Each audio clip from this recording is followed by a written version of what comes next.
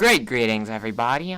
NatJamMedia here, and welcome to another installment of the SpongeBob Reviews. And today, we're talking about the Season 8 episode, House Sittin' for Sandy. So basically, SpongeBob wakes up. He's all excited to go to work at the Krusty Krab. Gary reminds him that it's Sunday, the Krusty Krab's closed. So SpongeBob's all depressed that he has nothing to do on Sunday. Then Sandy calls him and asks him to house sit, because she's going to go away to some inventors convention in Texas, apparently. The tree dome is all complicated and has all kind of rules, and for some reason she has 2,500 robots or something, or some large amount of robots, and SpongeBob is, doing his house sitting duties, and he's cleaning, and one thing leads to another, and everything gets destroyed. Yeah, the way everything gets destroyed feels really forced.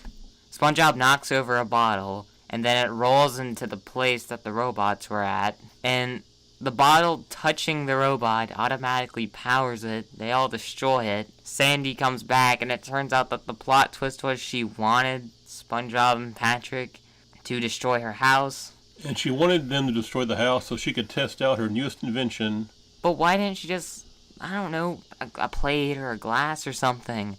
Something that she could easily, repair. Well, she said she wanted, it's more fun to watch SpongeBob tear things up. Well, then why not just have SpongeBob and Patrick break a glass? Like, she's risking her entire house just for this one experiment.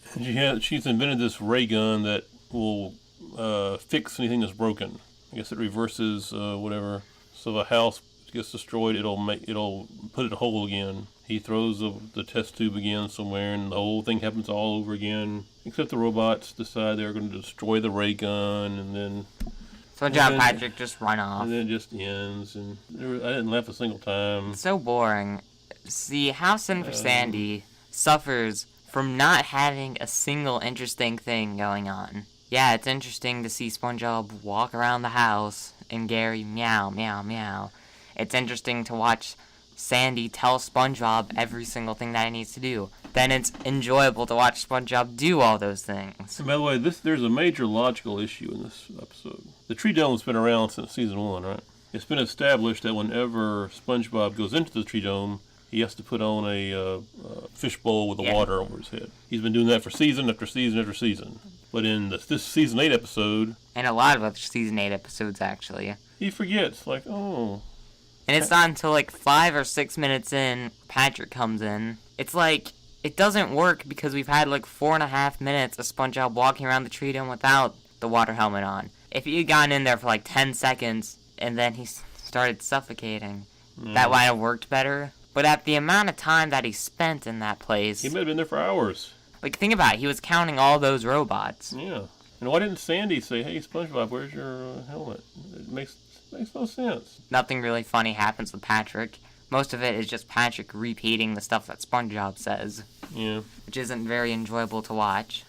So this episode was just, I think it's just probably the most mundane, boring... That's a good word for it, mundane. ...episode that the show ever had. Because it's so boring. It's so pointless. It's so forgettable. And it feels like it goes on forever. It just never ends. I'm gonna say that House Sittin' for Sandy is a red.